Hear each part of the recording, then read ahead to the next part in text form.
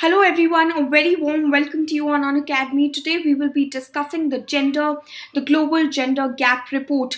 We will talk about which organization publishes it, what are the areas of assessment, who are the top performers, which nations are the top performers, and which nations are doing very bad in the areas of assessment. We'll talk about the dimensions of this report. We'll talk about the key highlights, and in the end we will also talk about India's performance in this index.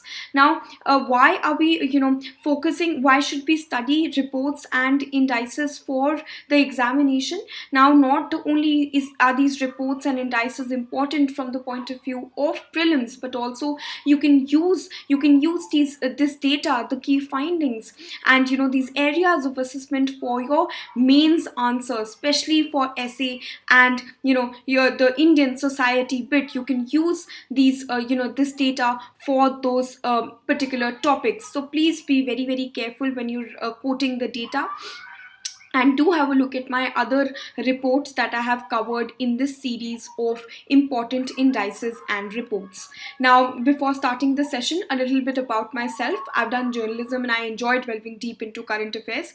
I also cover history, modern Indian history, on the Core Savi YouTube channel. So please do not forget to subscribe to the Core Savi YouTube channel. And I also take special classes on the Unacademy platform. So please do have a look at that as well. Please follow me on my Unacademy profile, and now you can also avail a 10% discount, additional discount rather, by using the code PRAS10. Also, do not forget to follow me on my Telegram channel, for which the link is given in the description as well. As soon as you follow me on my Telegram channel, you will get access to my schedule of the day and the study material that I provide there. Now, we will be discussing the dimensions and areas of assessment of the report. We'll talk about the highlights of the report. We'll talk about India's performance and how India, and in fact the world globally, the world can also learn and improve in this particular report. Now, before starting, just a small announcement. The new batches for UPSC CSE 2021, 2022 and 2023 is going to be starting on the 18th of January. So please do not forget to enroll for the same. See which one is best suited for you, which batch is best suited for you, and enroll for the same. Now, who is which organization releases this report? This report is released by the World Economic Forum. Now, a little bit about the World Economic Forum, so that it stays in your mind. It was established in 1971 and is a not-for-profit foundation which is headquartered where? It is headquartered in Switzerland. Now, what is the aim of this particular index? It aims to basically track the progress on relative gaps that are there between women and men, especially on parameters like health, education, economy, and polity. It ranges from the highest possible score to be 1, which is the highest equality, and lowest score to be 0, which is the lowest inequality, and starting from inequality to equality. Now, these are the four important dimensions of the report: economic participation and opportunity given to women around the globe. Then educational attainment: how easy is it for a woman, or for a child, a girl child, to study? This is also what is highlighted in the report. Then health and survival: how much priority is given to a woman's nutrition and health, and the food that is provided to the girl child. Then political empowerment: how empowered are women in the political arena? These are the dimensions of the report. Now, some of the key findings of the report includes that the average distance completed to gender parity is at 68.6%, which definitely is an improvement. It's better than the last edition, so that is, a good news. But the sad news is that it might take, at the current rate that we are going on, it will take 99.5 years to achieve the full parity, and which has no gaps between men and women.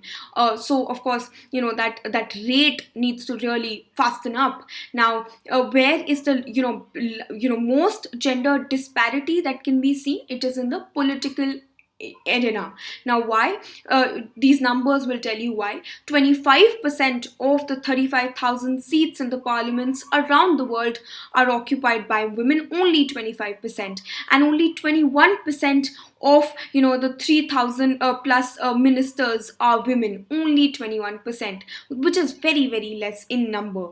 And in fact, definitely some women have come out and have tried to, for example, Nancy Pelosi and Kamala Harris have come out and tried to break the glass ceiling, but it will only be seen with the due course of time as to how many women come out and break the glass ceiling. Now, Iceland has been the front runner on the global gender gap index for 11 years in a row. So definitely there are some things that that the world really has to learn from Iceland, because it is topping this report from the last 11 years, and it has closed almost 88% of the gender gap. And then it is followed by other Nordic neighbors, for example, Denmark, Norway, right? And which is the worst performer? Yemen is ranked the worst, while Iraq and Pakistan are also not doing well on on this particular index. So there is a lot to learn from the top performers, and how the situation can be improved to bridge this gap between women and men. Now, before going ahead, please upgrade from the plus to the iconic subscription if you've not done it already, because there is going to be a price hike on the 25th of January. It will happen before the 25th of January. So beat the price hike and get all the benefits, ranging from connecting to your personal coach to answer writing daily. So please do enroll for the same. Now, what is India's performance? India has slipped down 4 places since the last ranking, and it is India. In fact, India is the only country where economic gender gap is more than political gender gap. Now, ranks below countries like India, even ranks below countries like China, which is at 106th place, then Sri Lanka, which is at 102nd place, then Nepal, which is at 101 place, and so on and so forth. In fact, India has only been able to close 2/3 of its overall gender gap, and India's rank was the worst in the health and survival parameter, the third parameter that we talked about, which is computed in terms of life expectancy for women and the sex ratio at birth. So this is one area that India needs to work even more on, despite all the schemes and constitutional provisions that have been given. Now, there has been India has a very low sex ratio, 91 girls for every 100 boys, and the economic opportunity is also, the gap is really, really huge. And in fact, women only account for 14% of the leadership roles and 30% of professional and technical workers. This also shows that how women really need to, especially in India, the economic opportunities really need to increase for women. And female estimated earned income is mere 1/5, which is very, very, very bad, of a male income. In fact, it is among the world's lowest. Now, talking about political empowerment, India ranked 18th, as women make up only 14% of the parliament and 23rd percent of the cabinet. So this was about the political empowerment bit. Now, what can be done to improve it? Now, what are the ways through which this particular gap can be bridged, and it can get better with time? Of course, constitutional provisions, for example, the constitution under the right to equality, and Article 14, Article 15, and a lot of other articles, other constitutional provisions to provide for equality for men, women, and men. Then talking about legislation legislative provisions that also can be taken into account. For example, dowry prohibition act and other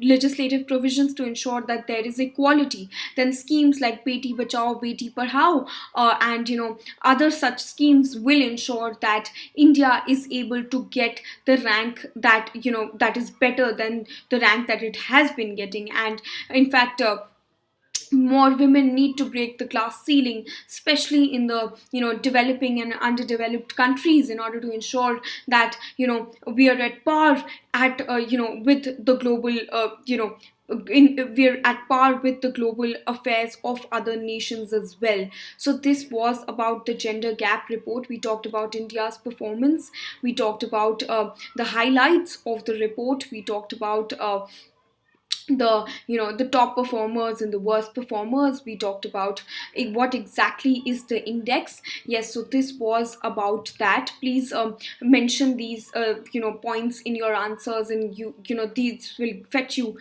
better marks. Now, before signing out, just remember that Unacademy Compact is going to be starting on the 17th of January. So please mark your calendars. It is going to be starting on the 17th of January or at 11 a.m. And this is the most competitive gamified UPSC CSE battle, which will help you, sit with thousands of learners and give the quiz. And in fact, these quizzes are, curated by the top educators. So please do not forget to enroll for this.